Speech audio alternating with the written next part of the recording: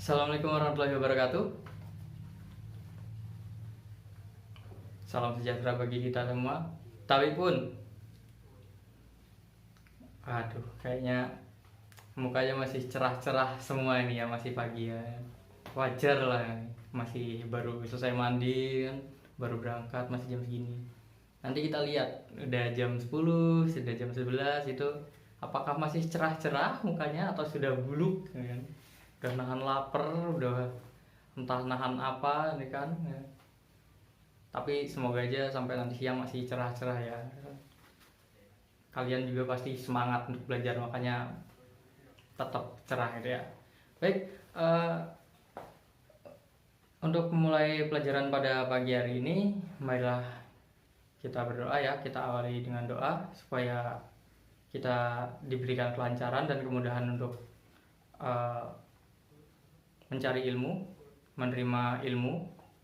Kepada ketua kelas, saya persilakan dipimpin teman-temannya.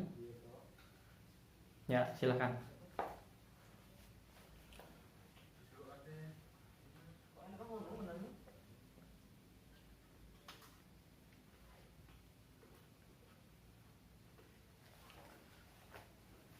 Oke, terima kasih.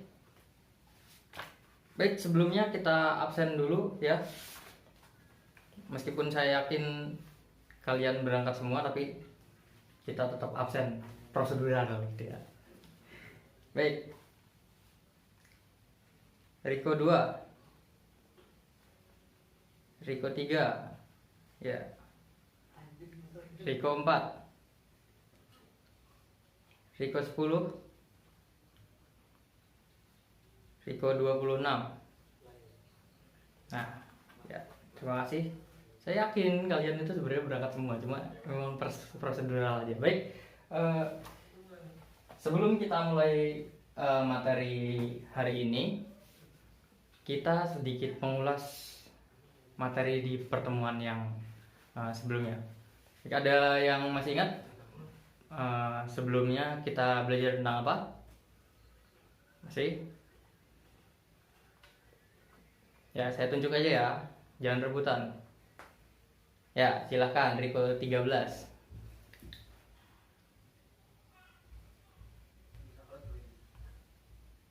Ya, terima kasih. Mungkin ada yang mau menambahkan dari teman-teman yang lain? Riko 7? Ya, Riko 7, silahkan.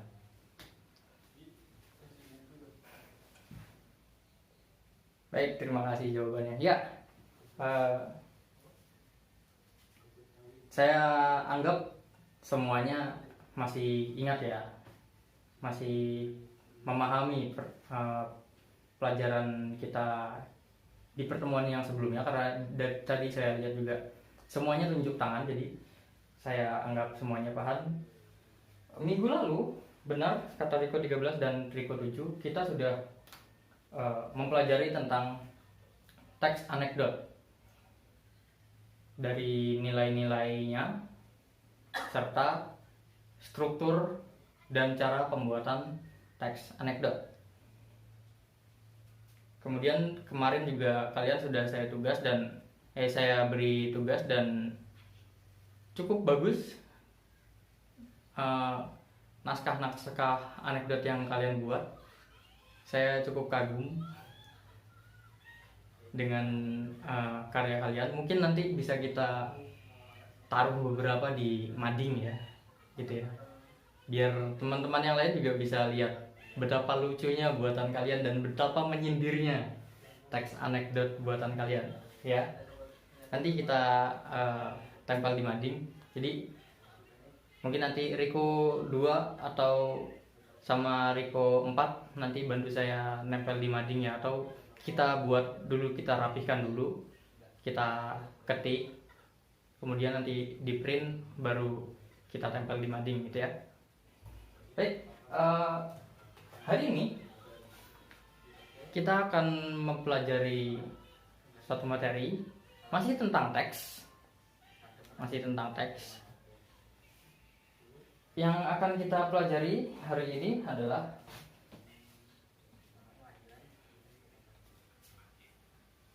hikayat.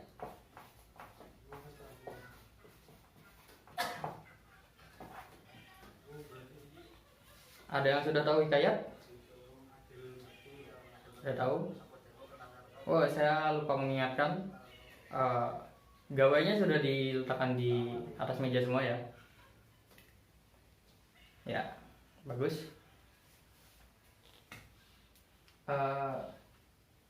Sekarang seperti biasa, untuk memulai pembelajaran awal, kita cari bersama-sama apa itu hikayat. Ya, silakan dicari.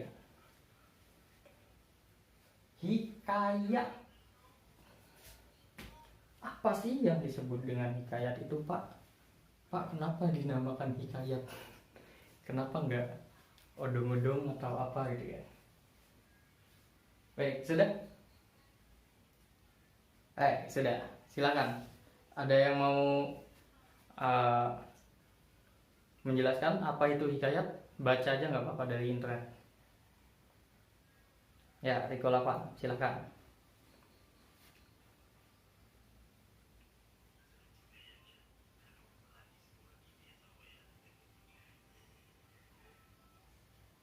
Baik, sudah bagus. Mungkin teman-temannya ada yang ingin menambahkan? Ya, Riko 20.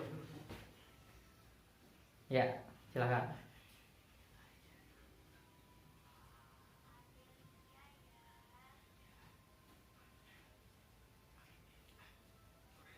Ya, bagus sekali. Terima kasih Riko 8 dan Riko 20. Ya, seperti yang disampaikan oleh teman-teman tadi, oleh Riko 8 dan Riko 20, hikayat, yang dimaksud hikayat adalah cerita rakyat yang menggunakan bahasa Melayu lama atau bahasa Melayu kuno. Itu ya. Hikayat adalah cerita yang menggunakan bahasa Melayu lama atau bahasa Melayu kuno. Ciri-ciri hikayat. Hikayat itu ada ciri-cirinya ya. Yang pertama itu,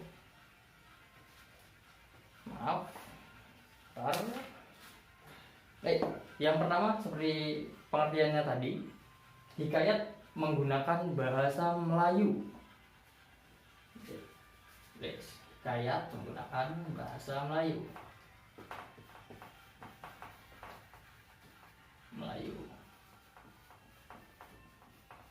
Kedua, hikayat itu bersifat istana sentris.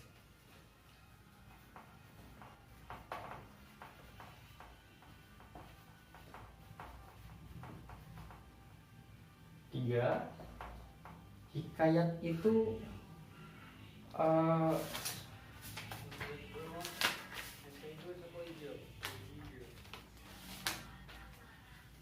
pralogis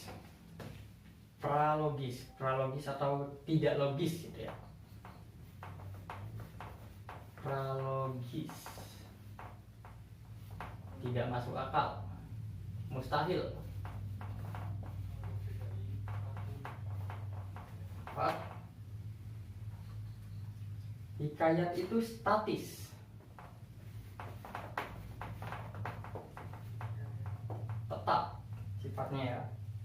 Kemudian kesaktian, jadi cerita hikayat itu biasanya mengandung cerita hikayat itu biasanya mengandung kesaktian.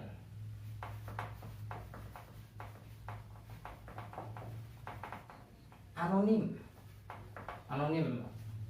Mungkin kalian pernah dengar istilah anonimus gitu ya. Anonimus itu tidak dikenal ya. Nah, ini anonimus itu asal katanya dari anonim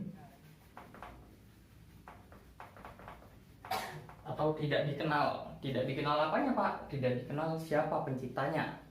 Ya. Yang terakhir, arkais. Pak, apa itu arkais? Arkais itu berarti bahasa yang digunakan, atau arkais itu artinya bahasa-bahasa atau kata-kata yang tidak lazim atau tidak umum digunakan di masa saat ini. Contohnya apa, Pak? Contohnya seperti kata, daku, kemudian seperti yang lainnya lah, hatta dan lain-lain seperti itu. Jadi tidak baku, bukan tidak baku, tidak lazim digunakan pada masa sekarang. Jadi bahasa-bahasa lampau gitu ya. Baik, kita lihat satu-satu. Hikayat menggunakan bahasa Melayu. Kemudian hikayat itu istana sentris. Pak, kenapa istana sentris? Memangnya nggak ada hikayat yang tentang hewan-hewan gitu? Nah, ada hikayat tentang hewan-hewan, tapi tetap saja lokasi atau setting tempatnya itu biasanya di lingkungan kerajaan atau di lingkungan istana, seperti itu ya. Kemudian pralogis. Pak, pralogis itu yang seperti apa gitu kan? Pasti ada yang bertanya seperti itu kan di dalam hatinya. Pralogis atau mustahil. Pralogis atau mustahil itu contohnya misalnya ada cerita tentang seorang putri yang keluar dari kandang, kemudian ada bayi yang lahir dari matahari, ya, hal-hal seperti itu. Jadi tidak logis gitu ya. Kemudian statis atau tetap atau kaku. Kenapa statis? Karena memang cerita hikayat ini sedari dulu ya seperti itu, tidak ada perubahan signifikan dari masa ke masa. Kemudian kesaktian, ada unsur kesaktian di cerita hikayat biasanya, seperti adu ilmu, adu kamehameha biasanya. Kalau kalian sering lihat acara-acara kolosal di TPI atau Indosiar ya zaman dulu ya kan, ada adu-adu kesaktian itu, ilmu-ilmu santet atau yang lain-lainnya seperti itu. Maksudnya kesaktian di sini. Anonim. Pak, kenapa hikayat itu anonim? Karena memang hikayat itu diceritakan dari mulut ke mulut sejak zaman dahulu, sejak zaman nenek moyang. Jadi tidak jelas siapa yang menciptakannya, tidak jelas siapa yang awalnya menyebarkannya, itu tidak jelas gitu. Arkais seperti yang saya jelaskan tadi ya. Jadi bahasa-bahasa yang digunakan di hikayat itu ya bahasa-bahasa kuno, bahasa-bahasa lama gitu ya, ejaan-ejaan lama yang jarang sekali digunakan untuk berkomunikasi di masa sekarang. Jadi ini yang harus kalian pahami tentang hikayat. Jadi kalau kalian menemukan cerita yang memiliki ciri-ciri seperti ini, bisa diperhatikan ya, Riko 14 ya. Jangan tidur. Nih kan? Kalau kalian menemukan cerita-cerita seperti ini, cerita dengan ciri-ciri seperti ini, bisa dipastikan cerita itu adalah hikayat. Baik, Sekarang Bapak minta kalian bentuk suatu kelompok, berisikan seperti biasanya aja, berisikan 5 orang gitu ya. Jadi kita dapat 5 kelompok ya, berisikan satu kelompok itu berisikan 5 orang. Pakai kelompok yang sebelumnya juga nggak apa-apa, atau kalau mau ditukar lagi silahkan, tapi tetap kondusif ya, jangan ribut. Atau kalau misalnya kalian memang sudah nyaman dengan kelompok yang sebelumnya, ya nggak masalah, karena memang hanya mengelompokkan saja, nanti tugas tetap masing-masing gitu ya. Baik, tugas kalian setelah dibentuk kelompok nanti, masing-masing kelompok cari satu cerita hikayat ya, cukup satu aja. Jadi masing-masing kelompok itu jadi 5 orang, satu cerita hikayat. Jadi masing-masing nanti kita dapatkan 5 cerita hikayat ya, dapat 5 cerita hikayat yang nanti kita bahas di pertemuan yang selanjutnya ya. Ada pertanyaan? Ya, silakan.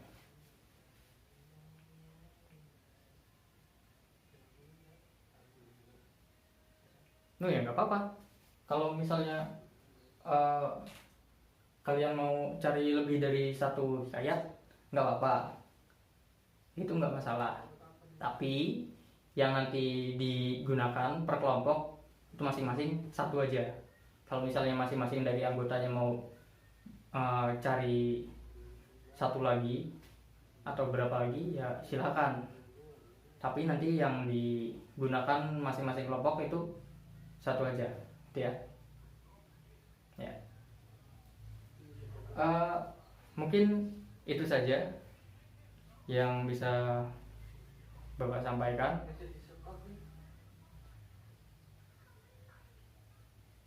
Sebelumnya, sebelum mengakhiri pelajaran pada siang hari ini, marilah kita berdoa. Maaf, sebelum